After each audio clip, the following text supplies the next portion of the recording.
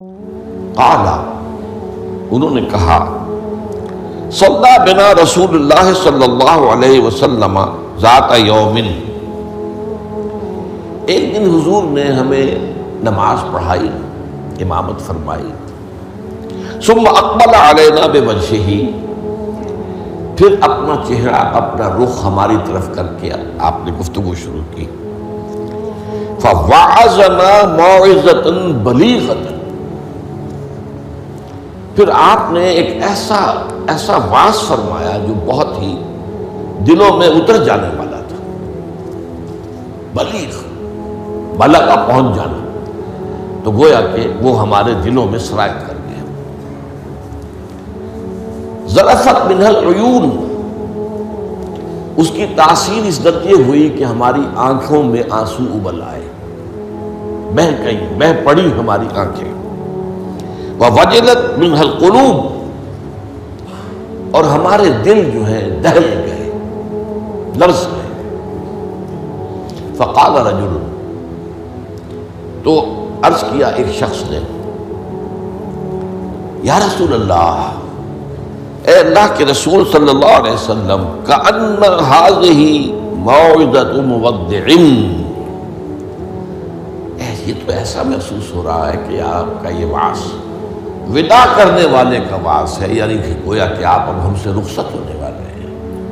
معلوم ہوتا ہے کہ یہ آخری وعظ ہے جو آپ نے ارشاد فرمایا، جس درجے کا بلیغ اور مؤثر وعظ آپ نے، اور دلوں میں کھپ جانے والا، جس سے آنکھوں میں آنسوؤں کے جو دریا بہنے لگے اور دل جو ہے دہل گئے۔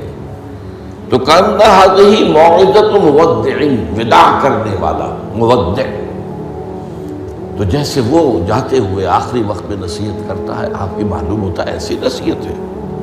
فأوصنا، تو ہمیں ذرا مزید وصیت فرمائیے کہ آپ ہمیں کیا تاکید کر رہے ہیں، اگر یہ واقعی آپ کا اس دنیا سے رخصتی کا وقت قریب آ گیا ہے تو پھر ہمیں وہ باتیں بتائیے کہ جن کی ہمیں سب سے زیادہ ضرورت ہوگی۔ اب یہاں سے حضور کا قول شروع ہو رہا ہے۔ فقال، حضور نے فرمایا، اوصیکم بتقوی اللہ، سب سے پہلے تو میں وصیت کرتا ہوں تمہیں اللہ کا تقوی اختیار کرنے کی۔ تقوی کے معنی بہت مرتبہ بیان ہو چکے، بچنا، اور یہ تقوی ایک دنیا کا ہے، ایک آخرت کا ہے۔ دنیا میں معصیت سے بچنا، گناہوں سے بچنا، اللہ کی نافرمانی سے بچنا، شریعت کے حدود سے تجاوز کرنے سے بچنا، یہ بچنا ہے، بچ کر چلنا۔ جیسے کہ کسی گھنے جنگل میں سے گزرنا پڑے انسان کو، اور وہاں کوئی پگڈنڈی بھی نہیں، کوئی راستہ بنا ہوا نہیں، اونچی اونچی گھاس ہے اور درخت ہے، اور اگر وہ امیزون کا ٹاس ہو یا کانگو کا ٹاس ہو تو درختوں سے لٹکے ہوئے بھی سانپ موجود ہوتے ہیں۔ تو اب ظاہر بات ہے کہ آدمی کس طرح چوکنا ہو کر پھونک پھونک کر قدم رکھے گا، کہیں ایسا نہ ہو کہ کوئی سانپ کنڈلی مارے بیٹھا ہو اور میرا پاؤں اس پر پڑ جائے، یا اور کسی موذی جانور کا کوئی بھٹ ہو، کوئی بل ہو اور اس میں میرا پاؤں پڑ جائے۔ تو یہ بچ کر چلنا کہ لو سانس بھی آہستہ کہ نازک ہے بہت کام، آفاق کی اس کارگہ شیشہ گری کا، ہر سانس کا لحاظ رکھو۔ تو سب سے پہلے تو اوصیکم بتقوی اللہ، نمبر 2 والسمع والطاعۃ، ایک نظم جماعت جو ہے، تمہاری اجتماعیت، صاحب باتیں میرے بات خلافت ہوگی۔ ابھی تو تم میری بات مان رہے ہو، میں اللہ کا رسول بھی ہوں، لیکن اب میرے بعد رسول تو نہیں ہوگا، نبی تو نہیں ہوگا، خلیفہ ہوگا، لیکن اس کے لیے بھی سمع و طاعت، اس کا حکم سننا اور ماننا، تاکہ رخنے نہ پڑے جماعتی زندگی میں، افتراق نہ ہو۔ اس لیے کہ ظاہر بات ہے کہ United you stand, divided you fall, جب ڈویژن ہو جائے، اختلاف ہو جائے تو پھر ظاہر بات ہے زوال آ جائے گا، اور یہ ہوا ہے۔ حضرت عثمان رضی اللہ تعالیٰ عنہ کی شہادت کے بعد سے وہ ڈویژن ہو گئی، شیعان عثمان، شیعان علی، اور پھر آپ کو معلوم ہے خانہ جنگی ہوئی۔ حضرت علی رضی اللہ تعالیٰ عنہ کا جو پورا عہد خلافت جو ہے وہ خانہ جنگی کی نظر ہو گیا۔ 1 لاکھ کے قریب مسلمان جو ہے ایک دوسرے کی تلواروں اور تیروں اور نیزوں سے ختم ہو گئے۔ تو ظاہر بات ہے کہ پھر زوال تو شروع ہو ہی جانا تھا۔ فرمایا وَالسَّمْعِ وَالطَّاعَةِ وَإِنْ كَانَ عَبْدًا حَبَشِيًّا، خواہ تمہارا خلیفہ تمہارا امام چاہے ایک حبشی غلام ہو، یہ نہ سمجھنا کہ تم برتر ہو، اعلیٰ ہو، وہ ادنا ہے، وہ گھٹیا ہے، نہیں، حبشی غلام بھی ہو تو فَإِنَّهُ مَنْ يَعْشُ مِنْكُمْ بَعْدِي فَسَيَرَىٰ اخْتِلَافًا كَثِيرًا، اس لیے کہ تم میں سے جو بھی میرے بعد زندہ رہے گا وہ بہت کثرت کے ساتھ اختلاف دیکھے گا کہ مسلمانوں میں اختلاف ہو جائے۔ اختلاف تو حضرت ابوبکر کے زمانے بھی ہوا، بس بات ہو گئی، اختلاف رائے ہو گیا، پھر فیصلہ ہو گیا، پھر سب عمل کر رہے ہیں۔ ایسا تو کبھی ہو ہی نہیں سکتا انسانی معاملات میں کہ اختلاف نہ ہو، لیکن اختلاف میں شدت ہو جائے، میری بات لازماً مانی جائے، یہ وہ چیز ہے ایجاب کل ذی رائے برائے ہی، کہ ہر شخص جو صاحب رائے ہے وہ اپنی رائے پہ اڑ جائے اور اسی کو اچھا سمجھے، تو پھر جماعت کیسے چلے گی؟ جماعت میں تو ظاہر بات ہے کہ کثر و انکسار کرنا پڑتا ہے، اپنی رائے کو پیچھے ڈالنا پڑتا ہے، امیر کی رائے کو ماننا پڑتا ہے۔ تو فرمایا فَإِنَّهُ مَنْ يَعْشُ مِنْكُمْ بَعْدِي فَسَيَرَىٰ اخْتِلَافًا كَثِيرًا، اب وہ آیا جو اس موضوع سے متعلق ٹکڑا ہے، فَعَلَيْكُمْ بِسُنَّتِي وَسُنَّتِ الْخُلَفَاءِ الرَّاشِدِينَ الْمَهْدِيِّينَ، تو تم پر واجب ہے کہ میری سنت کو پکڑے رکھنا اور میرے خلفائے راشدین کی سنت کو پکڑے رکھنا، یہ تاکید، ان کی سنت کو مضبوطی کے ساتھ تھامے رکھنا۔ المہدیین، یہ جو خلفائے راشدین ہوں گے یہ مہدی ہوں گے، مہدیین ہدایت یافتہ ہوں گے۔ تمسکوها وعضوها بالنواجذ، دیکھو میری سنت کو اور میرے خلفائے راشدین کی سنت کو اپنے دانتوں سے پکڑ کر رکھو۔ یہ کچلیوں کے دانت جو ہوتے ہیں کسی شے کو پکڑنے کے لیے، درندوں میں آپ کو معلوم ہے یہ لمبی ہوتی ہیں کچلیاں، یہ چونکہ زندہ گوشت کو پھاڑنا ہوتا ہے، زندہ جانور کو یہ کچلیاں ہی ہوتی ہیں جو ان کو پھاڑتی ہیں، یہ آگے کے دانت کی کام نہیں کر سکتے۔ ہمارے ہاں چونکہ اب انسان جو ہے کچا گوشت نہیں کھاتا تو کچلیوں کی اتنی ضرورت نہیں ہے، تو چھوٹی رہ گئی ہے، نشان تو ہے۔ تو فرمایا عضو علیہا بالنواجذ، اپنی کچلیوں سے، دانتوں سے اسے پکڑ لو۔ وَإِيَّاكُمْ وَالْمُحْدَثَاتِ الْأُمُورِ، اور دیکھو ہرگز نئے پیدا ہونے والے معاملات کی پیروی نہ کرنا، یہ بدعت ہے۔ میں پچھلی مرتبہ بیان کر چکا ہوں، بدعت اور محدثہ، بدعہ محدثہ یہ ہم معنی الفاظ ہیں۔ وَإِيَّاكُمْ وَالْمُحْدَثَاتِ الْأُمُورِ فَإِنَّ كُلَّ مُحْدَثَةٍ بِدْعَةٌ وَكُلَّ بِدْعَةٍ ضَلَالَةٌ، اس لیے کہ ہر نئی پیدا شدہ چیز بدعت ہے اور ہر بدعت گمراہی ہے۔ میں نے اس اعتبار سے آپ کو یاد ہوگا کہ بدعت کے جو اسباب پیدا ہیں وہ بھی کل پچھلی مرتبہ بیان کیے تھے۔ بدعت کا ایک سبب یہ ہوتا ہے کہ جب دین کا ہماگیر تصور سامنے نہیں رہتا، دین کے ہماگیر تصور میں عبادات بھی ہیں، معاملات بھی ہیں، اور معاملات کی اہمیت زیادہ ہے، معاملات کی کوتاہی کو اللہ معاف نہیں کرے گا، عبادات کی کوتاہی کو اللہ معاف کر دے گا، وہ تو اللہ کے لیے ہے نا، تو اللہ تعالیٰ تو بہت معاف فرمانے والا ہے۔ یہ انسانوں کا حق اللہ کیسے معاف کرے گا؟ آپ نے کسی کا حق مارا ہے تو اس کا حساب کتاب تو ہو کر رہے گا، یا تو آپ کے کچھ برے اعمال، اس کے کچھ برے اعمال گناہ آپ کے حساب میں آئیں گے، اور یا آپ کی کچھ نیکیاں ہوں گی تو وہ دے دی جائے گی اس کو جس کا کہ حق آپ نے مارا، وہ گیو اینڈ ٹیک وہاں ہوگا، کریڈٹ ڈسکریڈٹ جو ہے وہ ہوگا، کریڈٹ اور ڈیبٹ وہ ہو کر رہے گی۔ اب تیسری چیز اور ہے، عبادات، معاملات، اور سب سے اوپر اللہ کے دین کو غالب کرنے کی جد و جہد۔ یہ ہم نے حضرت معاذ کی حدیث میں پڑھا ہے، وَضَرْبَتِ السَّلَامُ مِنْ الْجِهَادُ فِي سَبِيلِ اللَّهِ۔ اسلام ایک درخت کے مانند ہم نے دیکھا، وہاں حضور نے مثال دی، اس کی جڑ ہے ہوتا ہے شہادت اللہ الہ الا اللہ وان محمد رسول اللہ، ایک تنا ہے اقام الصلاۃ و ایتاء الزکات و ضربۃ السلام منہ، اور آپ کو معلوم ہے کہ اصل جو درخت سے مطلوب ہوتا ہے وہ تو اوپر ہوتا ہے۔ ٹھیک ہے، بعض درختوں کی لکڑیاں بھی کام میں آ جاتی ہیں، جلا کے بھی لیتے ہیں یا وہ اس سے فرنیچر بن جاتا ہے، لیکن اصل جو ہے پودا لگایا ہے تو پھول کے لیے، پودا لگا درخت لگایا تو آم کے لیے، وہ کہاں ہوتا ہے؟ وہ تو جڑ میں تو نہیں لگتا، وہ تنے پر نہیں لگتے، وہ تو اوپر۔ تو وہ جو چوٹی ہے وہ جہاد فی سبیل اللہ ہے۔ اب کچھ لوگوں کی زندگی سے یہ جہاد خارج، انہیں تصور ہی نہیں کہ یہ بھی کوئی فرض ہے، باطل کے نظام کے تحت آرام سے رہ رہے، پاؤں پھیلا کر سوتے ہیں، اپنا پروفیشن، اپنا کاروبار، اپنا دھندا، انہیں اس سے غرض ہی نہیں کہ ہو کیا رہا ہے ماحول میں، اللہ کے دین کو کیسے اس کی دھجیاں بکھیری جا رہی ہیں، شریعت کو کیسے پامال کیا جا رہا ہے، دین میں کیسے تبدیلیاں کی جا رہی ہیں، انہیں فکر ہے۔ تو ادھر سکڑ کر آ گئے۔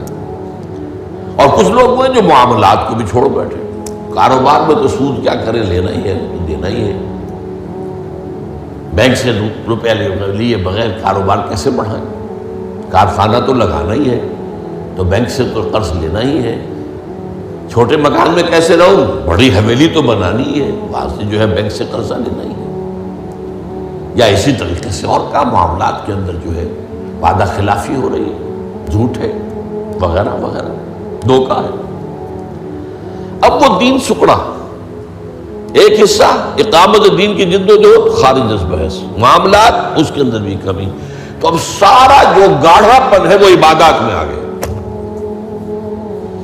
میں نے مثال دی تھی آپ کو کہ ایک تشلا ہوتا ہے نا، اس میں پانی بھرا ہوا ہے، 1 انچ اونچا ہے، 2 انچ اونچا ہے، اسی کو آپ کسی جار میں ڈال دیجئے وہ 1 فٹ اونچا ہو جائے گا۔ تو جب آپ نے یہ بیس اس کا تنگ کر دیا، نہ اقامت دین کی جد و جہد رہی اور نہ معاملات کی پیروی رہی، تو سارا زور اب عبادات، ہر سال عمرہ فرما رہے ہیں، کمائی حرام کی ہے۔ کچھ لوگ ہیں بڑے فخر سے کہتے ہیں ہر سال حج کو جاتا ہوں، اور میرا مصلی مقرر ہے پہلی صف کے اندر، وہاں شرطوں کو رشوت دیتے ہیں اور وہ ان کے مصلی محفوظ رکھتے ہیں، سمجھتے بڑی نیکی کا کام کر رہے ہیں۔ حالانکہ دیکھیے، میں خاص طور پر آپ کو بتا دوں، حضور صلی اللہ علیہ وسلم نے جو عمرہ قضا تھا صلح حدیبیہ کے بعد ہوا، اس کے بعد کوئی عمرہ نہیں کیا۔ سن 8 ہجری میں مکہ فتح ہو گیا، اس کے بعد تو آپ بادشاہ تھے، اب کون روکنے والا تھا؟ کوئی عمرہ نہیں کیا۔ وہ ساری جد و جہد دین کو غالب کرنے کے لیے ہو رہی ہے، آپ کا سارا وقت اس میں لگا ہوا ہے۔ پھر حج نہیں کیا، سن 8 میں رمضان میں مکہ فتح ہو چکا ہے، آپ حج کر سکتے تھے، سن 9 میں بھی نہیں کیا۔ قافلہ جو ہے حجاج کا وہ بھیج دیا، مدینے سے روانہ کر دیا، حضرت ابو بکر کو امیر الحج پر خود دی گئی۔ صرف ایک حج ہے، وہ آخری حج جسے ہم حجۃ الوداع کہتے ہیں۔ اس سے سمجھنا چاہیے ریشیو پروپورشن دین میں کیا ہے، واٹ از واٹ، کس چیز کی کیا قدر و قیمت ہے، کون سی چیز کتنے درجے میں مطلوب ہے۔ یہ جب جو ہے جیسا کہ میں نے کہا یہ دین کا تصور سکڑے گا تو عبادات، اور یہ عبادات خلوص کے ساتھ ہو رہی ہوں گی، اور ان عبادات کے اندر تشدد بھی ہوگا اپنے اوپر، اور مبالغہ ہوگا، بڑھاتے چلے جائیں گے، اور یہاں تک کہ اس میں بدعات ایجاد ہو جائیں گی۔ اب خاص طور پر شب برات، قدمی شب، بہت جو ہے عبادت کر، باقی تو جو کچھ ہوتا ہے اس کو تو چھوڑ دیجئے، آتش بازی ہوتی ہے یا کچھ اور جو ہنگامہ ہوتا ہے، جو جشن، یہ تو کچھ سرے سے دین سے کوئی سروکار ہے ہی نہیں۔ لیکن خاص طور پر اس رات کو مقرر کر لیا، حالانکہ کوئی قوی احادیث موجود نہیں ہے۔ اسی طریقے سے معراج کی شب، وہ ساری چیزیں کیوں ہو رہی ہیں؟ اس لیے کہ عبادات کا جو معاملہ ہے پوری توجہ ان پر مرتکز ہوتی ہے۔ اچھا دوسرا مسئلہ کیا ہوتا ہے؟ عبادات میں بھی ایک ہے ان کا ظاہر رسم، ایک ہے باطن روح۔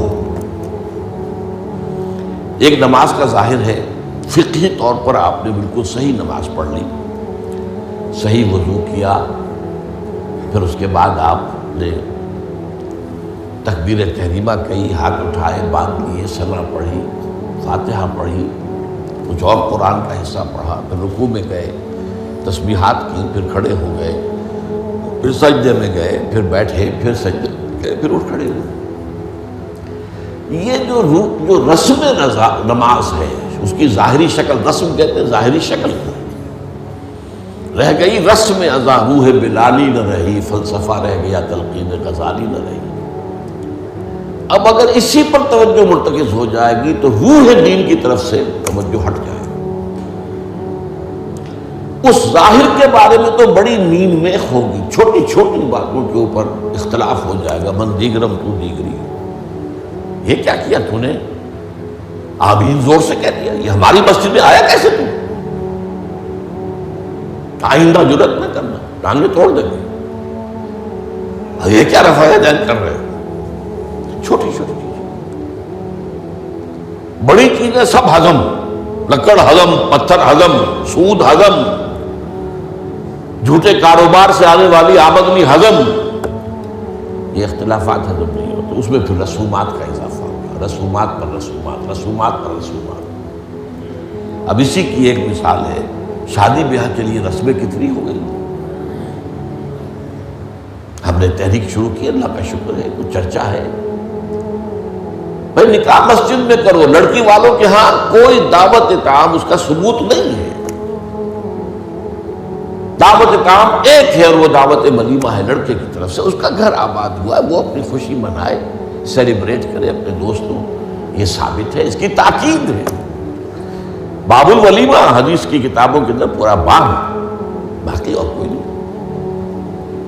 اب یہ ہمارے ہاں بارات چڑھ رہی ہے اور پہلے سرا بن رہا ہے اور پھر وہاں کچھ پیسے پیش کیے جا رہے ہیں، پھر وہ بارات گئی ہے جتھا بن کر، اور وہ لڑکی والوں کے ہاں جو ہے وہاں نکاح ہوا ہے، اور وہاں پھر وہ جو کھانے کھائے جا رہے ہیں ان میں جو آپ کو معلوم ہے اسراف ہو رہا ہے، جو کھانا جو ہے برباد ہو رہا ہے جس طریقے سے کھاتے ہیں، یہ ساری چیزیں۔ اور پھر کتنی دعوتیں ہوتی ہیں، مہندی کی دعوت ہو رہی ہے، مہندی کی رسم ہو رہی ہے، ابھی تو تاریخ لینے جا رہے ہیں لڑکی والوں کے ہاں، وہ دعوت ہو رہی ہے، جشن ہو رہا ہے، پر ہوتا کہاں ہے یہ؟ جن لوگوں کی حرام کی کمائی جو ہے، جن کے پاس انبار اس کے ہیں، وہ اپنی دولت کے اظہار کے لیے یہ سارے کام کرتے ہیں، اور اس کا نام تبذیر ہے قرآن مجید کی اصطلاح میں، تبذیر۔ ان المبذرین کانوا اخوان الشیاطین، یہ جو پیسے لٹانے والے ہیں اپنے نام و نمود کے لیے، شہرت کے لیے، دکھاوے کے لیے، یہ شیطانوں کے بھائی ہیں۔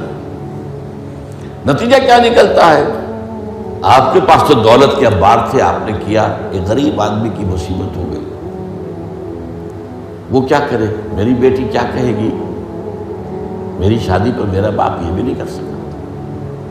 وہ کھاتے پورے کرتے ہیں جس طرح بھی ہو، کچھ بھی، کہیں حرام سے کمائیں، کہیں چوری کریں، کہیں ڈاکہ ڈالیں، کہیں رشوتیں لیں، جس کے ہاں چند بیٹیاں ہو جائیں اس کی نیندیں حرام ہو جاتی ہیں۔ جبکہ اسلام کا اصول یہ ہے، شادی میں لڑکی والوں کا ایک پیسہ بھی خرچ نہیں ہونا چاہیے، مہر لڑکا دے گا، محفل نکاح میں چھوارے لائے یا کچھ اور لائے، ٹافیاں لائے، کچھ آئے، منہ میٹھا کرانے کے لیے لڑکا لائے گا، ولیمہ لڑکا کرے گا، لڑکی والوں کو تو خرچ ہی نہیں، نہ جہیز کا کوئی تصور اسلام میں۔ لیکن ہمارے یہاں سارا معاملہ الٹا ہے۔ تو یہ ہے اصل میں جو اسباب ہوتے ہیں۔ اس میں میں نے ایک چیز آپ کو اور بتائی تھی، جہاں کوئی بدعت آئے گی وہاں سے کوئی سنت غائب ہو جائے گی۔ حدیث سنانے سے رہ گئی تھی، ما احدث قوم بدعۃ الا رفع مثلها من السنت، رواہ احمد رحمہ اللہ۔ کوئی قوم بھی کوئی بدعت ایجاد نہیں کرتی مگر یہ کہ اس کی جگہ سے سنت اٹھ جاتی۔